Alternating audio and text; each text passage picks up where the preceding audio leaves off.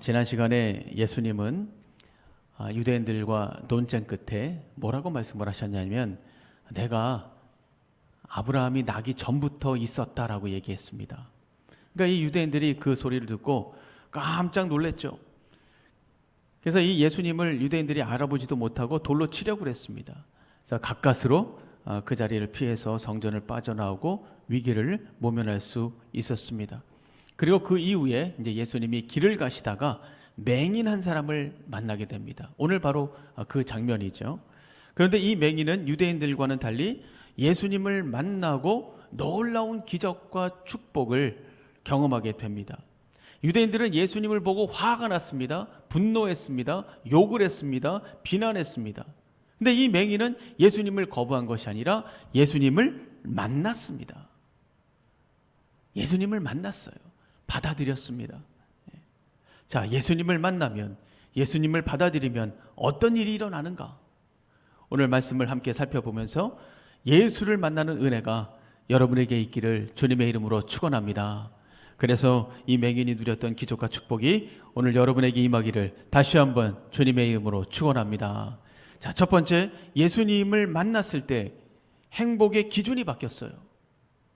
여러분, 예수님 당시에 이 맹인들은 할 수 있는 일이 전혀 없었습니다. 뭐 돈을 벌 수도 없는 거고 뭘 어떻게 할 수도 없는 거고 할 수 있는 일이 아무것도 없었습니다. 구걸하는 것으로 생계를 유지할 수밖에 없었어요.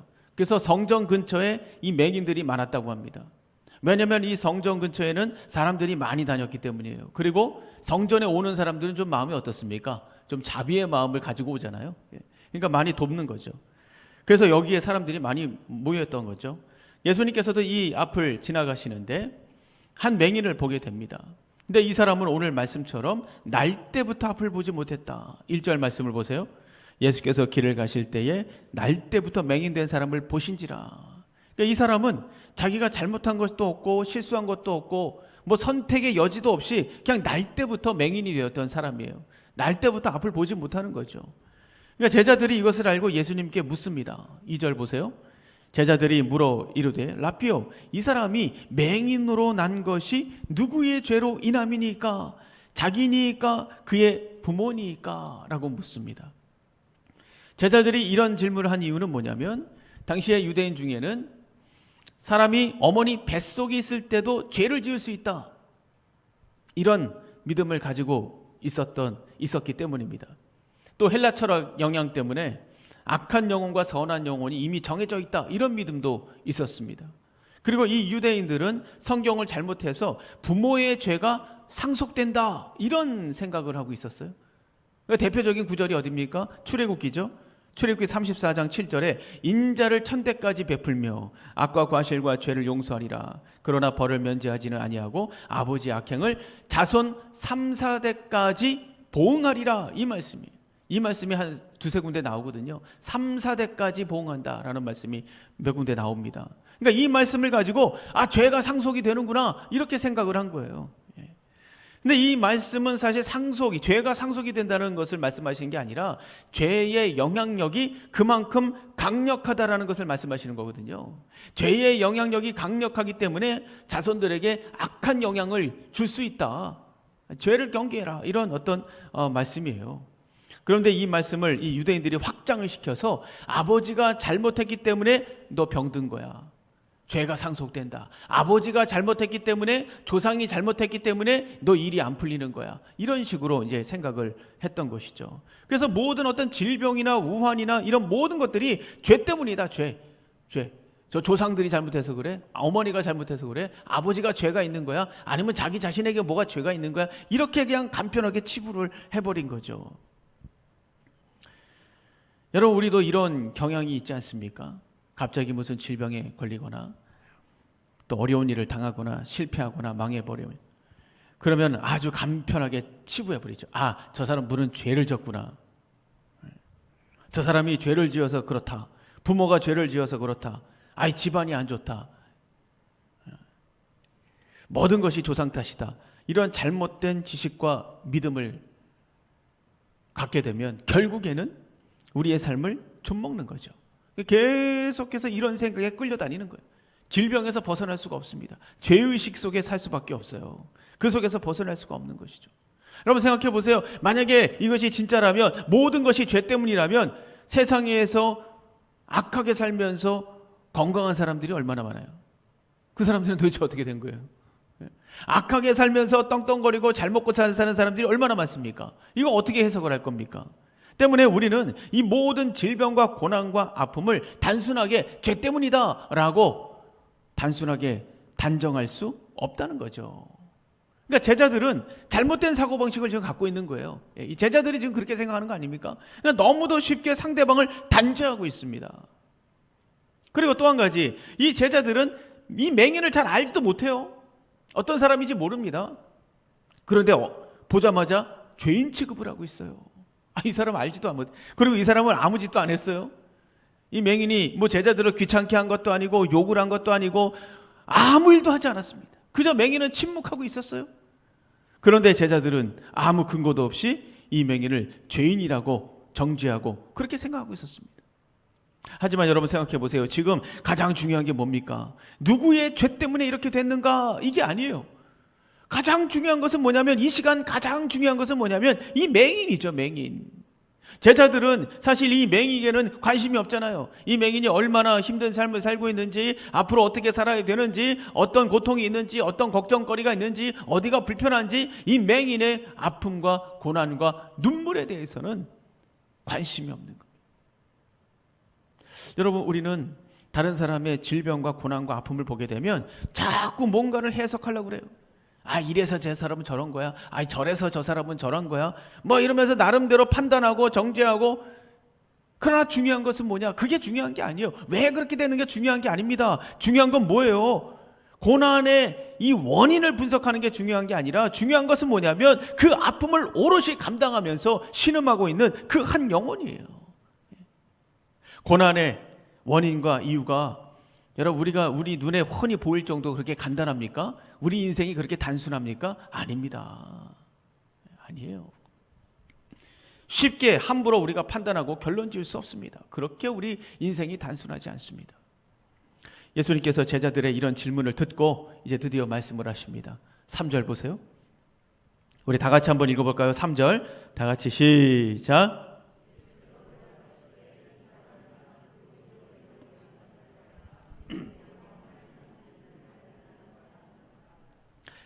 예수님은 제자들이 가지고 있었던 맹인에 대한 생각과 관점을 완전히 뒤집어 버립니다.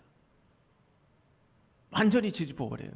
그러니까 예수님이 말씀하신 건 뭐냐면 존재의 원인을 말씀하신 게 아니라 존재의 목적을 말씀하신 거예요. 왜 원인을 말씀하지 않고 목적만 얘기하는가? 왜냐하면 존재의 원인은 다 똑같아요. 여러분, 장애를 가진 사람, 장애가 없는 사람, 이거 그렇게 생각하십니까? 천만의 만만의 말씀. 자세히 뜯어보세요. 자기가 장애가 없는가? 이 자리에 장애가 없는 사람이 있습니까? 아니요. 다 장애가 있어요. 심리적인 장애가 있고, 정서적인 장애가 있고, 관계의 장애가 있고, 자존감과 자신감의 장애가 있고, 비전과 미래에 대한 장애를 갖고 있는 사람들도 있고, 거룩과 청결의 어떤 그런 삶의 장애를 가지고 있는 사람도 있습니다. 여기에 걸리지 않는 사람이 어디 있어요? 다 장애를 갖고 있는 거 아닙니까? 이 세상 전체가 타락했기 때문에 정상인이 어디 있습니까? 하나님 기준의 정상인이 도대체 어디 있습니까? 없어요. 다 장애를 가지고 있는 거 아닙니까? 그래서 누구의 죄 때문에 이렇게 장애가 됐는가? 이런 말은 사실은 상당히 웃기는 말이죠. 본인은 장애가 없는가? 눈만 보이지 않는다는 게 그것만 장애입니까? 천만의 만만의 말씀. 그래서 예수님의 관심은 뭐냐? 이 사람이 왜 맹인으로 태어났는가가 아니에요. 다 장애를 갖고 있으니까 그건 중요한 게 아닙니다. 예수님의 관심은 뭐냐? 하나님께서 이 사람을 통해서 무엇을 하실 것인가? 하나님은 이 사람 안에서 어떤 목적을 가지고 계신가? 존재의 목적에 대해서 지금 말씀하시고 있는 것이죠. 그래서 뭐라고 말씀하십니까? 이 사람은 누구 죄 때문이 아니다.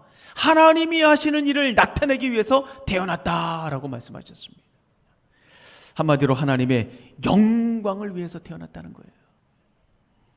마찬가지입니다. 지금 우리가 병들고 아프다, 뭘 위한 겁니까? 뭘 위한 거예요? 여러분 다른 거 생각하지 마세요. 하나님의 일을 드러내기 위한 것입니다. 여러분 믿으십니까? 믿으십니까? 하나님의 일을 드러내기 위한 거예요. 하나님. 그럼 건강하고 튼튼한 건 뭡니까? 그것도 하나님의 일을 드러내기 위한 것입니다. 우리가 실패했다, 성공했다, 떨어졌다, 뭐 학교 갔다, 합격했다, 이 모든 것이 뭐냐? 하나님께서 하시는 일을 드러내기 위한 거예요. 누굴 통해서? 나를 통해서, 나의 고난을 통해서, 나의 실패를 통해서, 나의 떨어진 불합격을 통해서 하나님의 일하심을 드러내기 위한 거예요. 여러분, 이렇게 우리가 우리 인생을 바라볼 줄 안다면 우리의 인생은 결코 불행한 인생이 없습니다. 여러분, 불행하지 않아요. 불행한 인생은 하나도 없어요. 내가 가진 것이 없어도, 내가 실패하고 넘어졌어도, 질병으로 누워 있어도, 자녀가 없어도, 고난 속에 살고 있어도 우리는 결코 불행하지 않다는 것을 여러분 믿으시기를 바랍니다. 그런데 내 인생은 실패다, 절망이다, 초라하다, 불행하다, 이런 잘못된 기준을 가지고 자기 인생을 스스로 불행하게 만들고 자꾸 벼랑 끝으로 몰아가는 사람들이 얼마나 많습니까? 아, 저 사람은 저렇게 잘 살고 저렇게 신나고 저렇게 승승장구하고 저렇게 쭉쭉쭉쭉 성공하는데 난 도대체 이게 뭔가? 난 저주받은 인생 아닌가? 나는 왜 맨날 이 모양인가? 우리가 그런 사람들에게 가서 당당하게 말해줄 수 있어야 돼요. 당신 그거 아닙니다. 당신은 존귀한 존재입니다. 그럼에도 불구하고 당신의 인생은 의미가 있고 가치가 있습니다. 인생은 살만한 가치가 있는 겁니다. 왜냐하면 당신은 당신의 모든 것을 통해, 하나님은 당신의 모든 것을 통해서 하나님이 하시는 일을 드러내시기로 작정하셨기 때문입니다. 할렐루야, 할렐루야. 그래서 당신은 존귀한 존재입니다. 이렇게 말해줄 수 있어야 돼요. 여러분, 우리는 행복과 불행, 자꾸 세상적인 기준을 가지고 판단을 하죠. 잘 먹고 잘 살고 뭐 오래오래 살면 행복하다, 이런 생각 하지 않습니까? 반대로 병들고 가진 것이 없으면 불행하다, 이렇게 생각을 해요. 여러분, 이것이 정말 행복과 불행을 가늠할 수 있는 기준이 될 수 있다고 생각하십니까? 이게 기준이 될 수 있다고 생각하세요? 한때 행복지수가 가장 높은 나라 중에 부탄이라는 나라가 있었습니다. 부탄. 2011년도에 행복지수 조사를 했어요. 전 세계에서 부탄이 1등을 했습니다. 행복지수가 1등이에요, 부탄이. 아마 여러분 한 번쯤은 다 들어보셨을 거예요. 이 부탄은 가난하고 아주 작은 나라예요. 그럼에도 불구하고 1등을 해가지고 사람들이 놀랬죠. 아, 이게 행복의 기준이 뭐냐 도대체, 막 이러면서. 잘 먹고 잘 산다고 해서 이것이 행복의 기준이 아닌가? 막 이러면서 사람들이 놀랐습니다. 그런데 8년 후에 2019년에 다시 행복지수 조사를 했어요. 그랬더니 이 부탄이 몇 위를 하신지 아십니까? 95위를 했습니다. 아니, 또 깜짝 놀란 거예요. 아니, 행복지수가 1위였는데 아니 한순간에 95위가 됐어요. 여러분, 이게 말이 됩니까? 도대체 이게 무슨 일이냐? 어떻게 이렇게 한순간에 달라질 수 있느냐? 그 이유가 뭐냐? 그 이유가 뭐냐면요, 인터넷이나 SNS가 발달하면서 이 부탄 사람들이 자기 나라가 얼마나 가난한지 알게 된 거예요.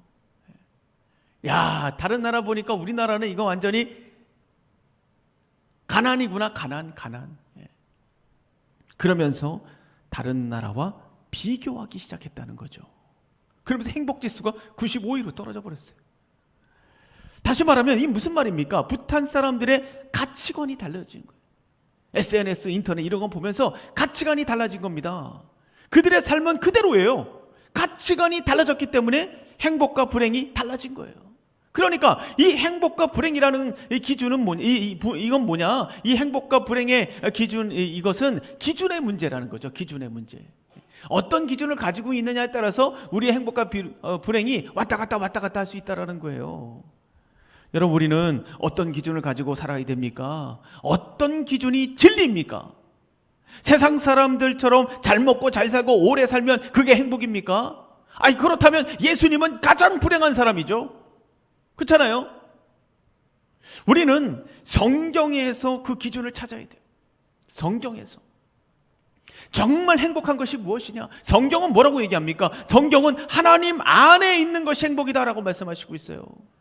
죄의 문제를 해결하고 영원한 나라를 바라볼 수 있는 것이 행복이다. 하나님과 동행하는 것이 행복이다. 하나님의 뜻대로 사는 것이 행복이다. 하나님 나라의 백성으로 사는 것이 행복이다. 영원한 나라를 꿈꾸면서 바라보며 사는 것이 행복이다 라고 말씀해 주시고 있습니다. 여러분 믿으십니까? 믿으십니까? 사랑하는 성도 여러분, 여러분은 행복한 사람들입니다. 자, 우리 옆에 분하고 한번 가르쳐 주세요. 먼저 저는 행복합니다. 당신도 행복합니다. 우리 인사하겠습니다. 저는 행복합니다. 당신도 행복합니다. 다 우리는 행복한 사람들이에요. 왜요? 나의 모든 것을 통해 하나님께서 하나님의 일을 드러내시기 때문에 후회하고 원망하고 저주하고 비난할 필요 없습니다. 하나님은 그것을 통해서라도 하나님의 영광을 드러내실 수 있어요. 성경에서 말씀하시는 건강한 기준, 이 기준을 가지고 자기 인생을 바라보면서 다시 한번 기쁨의 삶을 열어가는, 행복한 삶을 열어가는 저와 여러분이 되기를 주님의 이름으로 축원합니다. 자, 둘째, 예수님을 만났을 때 믿음의 눈이 열렸어요. 믿음의 눈이. 그러니까 예수님을 만나면 또 다른 눈이 열리게 되는 겁니다. 행복의 기준이 바뀔 뿐만 아니라 또 다른 눈이 열리게 돼요. 예수님께서 맹인을 고치십니다. 5절을 보세요. 그 전에 5절을 보시면 이렇게 말씀을 하세요. 내가 세상에 있는 동안에는 세상의 빛이로다 라고 말합니다. 내가 세상의 빛이야 라고 그러시면 선포를 딱 해놓고 그 다음에 이제 고치시지 않습니까? 근데 예수님은 이미 8장에서 내가 세상의 빛이다 라고 말씀하셨잖아요. 그런데 여기서 또 뭘 이걸 반복을 하시고 계신가?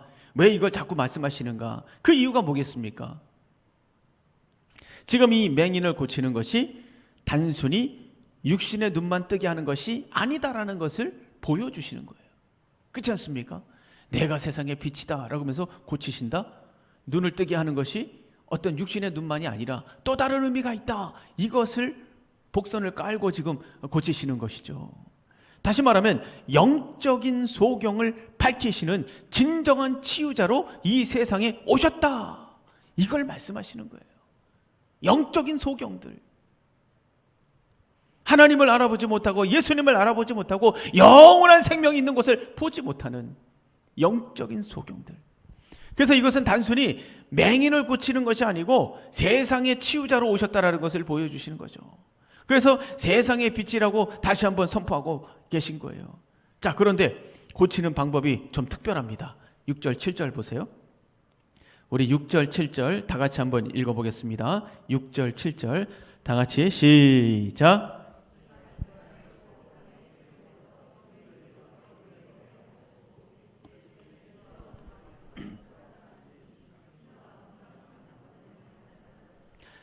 이에 가서 씻고 밝은 눈으로 왔더라. 침을 뱉어가지고 진흙을 이겨가지고 눈에 바르셨어요. 좀 첫 번째 느낌이 더럽다 이런 생각 들지 않습니까? 그러니까 이런 행위는 그 당시에 병을 치료할 때 보편적으로 쓰이던 방법이 아니에요. 그런데 간혹 사용됐던 그런 방식입니다. 이교 사회나 이런 부분에 있어서. 물론 예수님은 이런 방식이 약효가 없다라는 것을 모르고 계셨을까요? 알고 계셨겠죠. 이게 무슨 약효가 있겠어요. 알고 계셨습니다. 그러나 그럼에도 불구하고 예수님이 이런 방법을 사용하신 이유가 도대체 뭐냐? 약효가 전혀 없는데 예수님이 이런 방법을 썼다면 거기에는 뭔가를 상징하고 있는 거죠. 상징. 그렇지 않습니까? 여러분 생각해 보세요. 뭘 상징하고 계실까요? 우리가 창세기 2장 7절을 생각해 보면 우리가 연상을 할 수가 있어요. 창세기 2장 7절에 하나님께서 사람을 창조하실 때 뭘 가지고 만드셨어요? 흙으로 만드셨어요. 땅의 흙을 가지고 만드셨단 말이죠. 그걸 가지고 사람을 빚으셨다라고 말씀하고 있잖아요. 여기서도 예수님께서 동일하게 굳이 흙을 사용하신 이유는 뭐냐? 창조를 연상하게 하시는 거예요. 창조. 어떤 창조? 이 맹인의 삶 속에서 새로운 창조의 역사, 거듭남의 역사를 의미하고 있다라는 것을 우리가 알 수 있습니다. 그러니까 이 맹인에게 새로운 창조의 역사를, 거듭남의 역사를 하나님께서 시행하고 계신다. 이것을 보여주시는 거예요. 그리고 실로암으로 가서 씻으라라고 말하고 있습니다. 실로암은 어떤 뜻을 가지고 있는가? 보냄을 받았다라는 뜻을 가지고 있다라고 아주 친절하게 가로를 쳐가지고 지금 해설을 하고 있지 않습니까? 여러분 생각해 보세요. 이게 누가 썼습니까? 이 요한복음을 요한이 썼잖아요.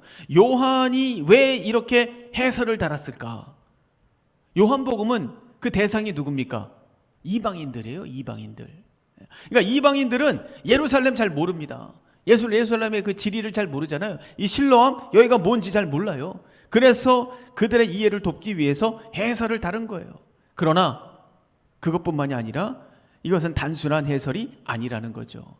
보냄을 받았다라는 것을 밝히는 이유는 그 맹인은 예수님의 보냄을 받았고 예수님은 하나님으로부터 보냄을 받은 메시아다. 이것을 암시하고 있는 거예요. 보냄을 받았다.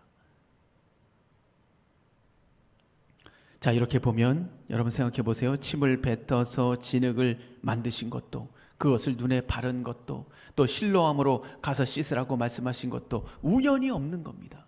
우연이 없어요. 그냥 그렇게 했어라는 게 없는 거예요. 다 이유가 있고 다 상징하는 게 있고 뭔가 다 들어가고 뭔가 메시지가 담겨져 있다라는 거죠. 한 가지 모든 것이 예수 그리스도는 창조자시다, 구원자시다, 치료자시다, 그가 메시아다, 이것을 지금 알려주고 있는 겁니다. 이것을. 그러니까 여러분 생각해 보세요. 이 진흙을 바르고 실로암에 가서 씻고 뭐 이것은 인간 입장으로 봤을 때는 도저히 이해가 안 되는 거예요. 왜 이렇게 하지? 그냥 고치면 되는 걸? 왜 이렇게 뭐 진흙을 발라가지고 뭐 이런 일을 하나? 이렇게 우리가 생각할 수 있지만 하나님의 입장에서는 뭡니까? 하나님의 입장에서는 지금 뭘 하시는 거예요? 바로 예수님이 메시아다, 구원자다, 창조자다, 이것을 우리에게 알려주기 위해서 지금 모든 방법을 동원해가지고 우리에게 알려주기 위해서 지금 몸부림을 치고 계신 거예요. 우리는 이걸 보면서 야, 이게 좀 이상하다 이렇게 생각할 것이 아니라 이토록 하나님께서 메시아, 예수님이 메시아라는 것을 알려주기 위해서 몸부림치고 있는 것을 여러분 느끼실 수 있어야 됩니다. 지금 이 순간에도 우리 하나님께서는 여러분의 가슴에 대고 말씀하시고 있는 거예요. 몸부림을 치고 계신 겁니다. 나는 살아있다. 내가 너와 함께하있다. 자, 그런데 여러분 맹인의 입장에서 생각해 보세요. 침을 뱉고 진흙을 만들어 가지고 눈에다 바릅니다. 또 실로암 가서 씻으라고 말합니다. 정말 이것은 이해할 수 없는 명령이잖아요. 이것이 병을 고치는 것과 무슨 상관이 있는가라고 생각할 수 있습니다. 맹인이 먼저 고쳐달라고 하지 않았어요. 다른 기사들을 보면 병자들이 와가지고 고쳐달라 이거잖아요. 근데 맹인은 먼저 고쳐달라고 한 게 아닙니다. 또 다른 기적들은 대부분 다 말씀으로 고치셨어요. 이상하게 이번에는 이상한 일을 시키죠. 이 맹인이 충분히 오해할 수 있어요. 이거 지금 날 놀리는 거 아닌가? 날 지금 조롱하는 거 아닌가? 날 우습게 보는 거 아닌가? 그러면서 화를 내고 이게 말이 된단 말이요? 날 뭘로 보는 거야? 막 이러면서 예수님을 비웃고 그러면서 그냥 가버릴 수 있었습니다. 충분히 그럴 수 있잖아요. 그냥 가버릴 수 있어요. 그러나 이 사람은 믿음과 순종을 선택했단 말이죠. 그래서 저는 좀 이상했어요. 왜 믿음과 순종을 선택했는가? 근데 또 예수님은 그걸 가지고 그 믿음과 순종을 가지고 자신이 누구인가를 드러내시고 있습니다. 그렇지 않습니까? 자, 보세요. 이 보잘것없는 맹인의 순종과 믿음을 통해서 뭐가 드러나고 있습니까? 이 맹인은 알 수 없지만 그의 순종과 믿음을 통해서 그냥 순종하고 믿음했더니 믿음대로 갔더니 예수님의 정체가 명확하게 드러나고 있지 않습니까? 예수님이 말씀하신 대로 하나님의 일이 드러나고 있지 않습니까? 우리가 그걸 보고 있잖아요. 그래서 곰곰이 생각해 봤어요. 이 사람이 도대체 왜 시키는 대로 다 순종했을까? 왜 예수님을 끝까지 믿었을까? 여러분 어떻게 생각하세요? 그럼 말도 안 되는 일을 막 시키는데 왜 끝까지 순종하고 믿었는가? 어떻게 생각하세요? 저는 예수님이 바로 이 사람에게 빛이 되었기 때문입니다. 빛이 되었기 때문에 그래요. 무슨 빛이 되었는가? 이 사람은 어떤 사람이에요? 평생을 저주받은 사람으로 살았어요. 도대체 내가 왜 맹인으로 태어나야 했는가? 내가 도대체 무슨 죄를 지었는가? 내가 무슨 악한 일을 했는가? 정말 내가 잘못이 있는 것인가? 나는 아무 짓도 안 하는데 나는 왜 이렇게 욕을 먹고 살아야 되는가? 내가 왜 이런 대접을 받고 살아야 되는가? 자기 인생에 대한 정체를 알 수 없는 거예요. 정체를. 여러분 얼마나 억울하고 답답했겠어요, 이 사람이. 그런데 예수님께서 오셔서 뭐라고 얘기합니까? 이 사람이나 그 부모의 죄로 인한 것이 아니라 그에게서 하나님이 하시는 일을 나타내고자 하심이라. 야, 이 이야기를 들을 때 이 사람의 심정이 여러분 가늠이 됩니까? 이 말씀이 이 사람에게 빛이 된 거예요. 다른 사람은 그냥 흘려드렸을지 모르겠지만 이 맹인에게는 이 말이 충격 그 자체인 거죠. 새로운 세계가 열리는, 새로운 눈이 열리는 겁니다. 한 줄기 빛이 그 사람에게 비추는 이런 충격적인 사실인 거예요. 여러분 생각해보세요. 그거 들었다고 해서 그냥 무시해버릴 수도 있는 거예요. 사람에 따라서는 그냥 무시해버릴 수 있습니다. 비웃어버릴 수도 있어요. 아유, 웃기는 소리 하네, 이러면서 그냥 무시해버릴 수 있는 거 아닙니까? 그런데 이 맹인은 이 빛을 우습게 여기지 않았다는 거죠.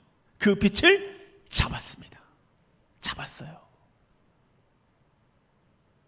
그리고 믿기로 결단하고 순종하기로 결단한 거죠. 예수님께 올인합니다. 그리고 예수님은 그 맹인의 믿음과 순종을 가지고 자기가 누구신지 세상 앞에 선포하고 증거하고 보여주신 거예요. 그리고 이 맹인의 눈을 열어주시고 구원의 축복을 부어주십니다. 맹인은 육체의 눈이 열렸을 뿐만 아니라 이제 무슨 눈이 열렸어요? 믿음의 눈이 열린 거예요. 믿음의 눈이. 믿음의 눈이 열리니 자신이 저주받은 실패한 인생이 아니라는 것을 알게 된 거예요. 아, 내가 저주받은 인생이 아니구나. 자기 인생은 끝났다고 생각했는데 하나님이 자신을 치유하고 세우시고 자기를 통해 하나님의 역사를 드러내는 은혜가 넘치는 분이 바로 하나님이시구나. 이거를 깨달은 거예요. 그리고 부모에 대한 원망을 내려놓게 되었습니다. 우리 부모 죄가 아니구나. 부모가 잘못한 게 아니구나. 하나님이 나를 영광 가운데 드러내기 위해서 이렇게 하신 것이구나. 물론 예수님에 대한 영적인 눈이 완전히 지금 열린 건 아닙니다. 35절 이후에 이제 그게 나오죠. 아무튼 맹인은 예수의 빛으로 자기를 비추고 믿음의 눈이 열렸습니다. 이 믿음의 눈이 열리면서 새로운 세계가 활짝 열린 거예요. 사랑하는 성도 여러분, 오늘 예수의 빛으로 자신을 비추시고 믿음의 눈이 활짝 열리기를 주님의 이름으로 축원합니다. 믿음의 눈이 열릴 때 우리 앞에 새로운 세계가 열리는 것이죠. 우리는 살 길이 없다고 얘기하잖아요. 야, 이거 어떻게 사나? 이제 끝난 거 아닌가? 살 길이 없다고 말합니다. 자신이 실패한 인생이라고 말합니다. 죽음을 해결하지 못하고 결국에는 에휴, 인생은 허무하다, 헛것이다, 허무하다, 허탄하다, 공허하다, 이런 소리를 한단 말이죠. 그러나 여러분, 예수님 보세요. 예수님 뭐라고 얘기합니까? 자기 안에 길이 있다고 말하지 않습니까? 우리는 길이 없다고 말하는데 예수님은 길이 있다라고 말씀하고 있어요. 자기 안에 진리가 있다고 말하고 있습니다. 자기 안에 생명이 있다고 말합니다. 요한복음 14장 6절이죠. 예수께서 이르시되 내가 곧 길이요 진리요 생명이니 나로 말미암지 않고는 아버지께로 올 자가 없다라고 말씀하시고 있어요. 내가 길이요 진리요 생명이다. 예수의 빛으로 자기를 비추시고 믿음의 눈을 열어 새로운 세상을 열어가는 저와 여러분이 되기를 주님의 이름으로 축원합니다. 마지막입니다. 세 번째, 예수님을 만났을 때 사람이나 환경에 더 이상 끌려다니지 않아요. 사람이나 환경에 끌려다니지 않습니다.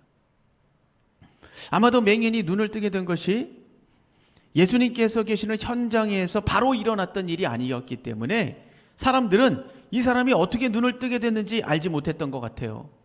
갔다 왔으니까.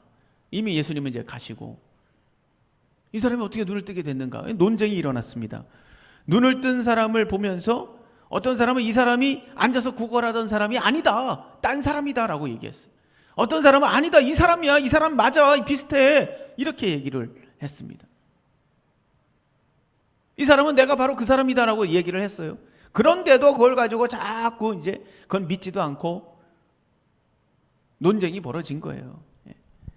그래서 이 사람들이 이 눈뜬 사람을 데리고 누구에게 가냐? 바리새인에게 갑니다. 그 바리새인에게 또 묻습니다. 15절 보세요. 그러므로 바리새인들도 그가 어떻게 보게 되었는지를 물으니 이르되 그 사람이 진흙을 내 눈에 바르며 내가 씻고 보나이다. 당당하게 말하고 있어요. 그러니까 이 말을 듣고 또 논쟁이 시작이 됩니다. 어떤 사람은 아니 이날이 안식일이잖아. 안식일 날 병을 고치다니 이건 말도 안 된다. 그러니 예수는 하나님께로부터 온 자가 아니다. 또 어떤 사람은 예수가 만약에 죄인이라면 이런 표적이 어떻게 일어나냐, 다시 한번 생각해 봐야 되는 거 아니냐, 이런 사람들도 있었습니다. 그러니까 이 예수에 대해서 갑론을박 논쟁이 벌어진 거예요. 자, 그런데 여러분, 여기서 지금 바리새인들도 그렇고 사람들도 그렇고 가장 중요한 걸 놓치고 있어요. 뭘 놓치고 있나요 지금? 그것은 이 맹인이었던 사람이 눈을 떴다는 거예요. 날 때부터 맹인이었던 사람이 눈을 떴다라는 거. 이거는 사실 있을 수 없는 일 아닙니까?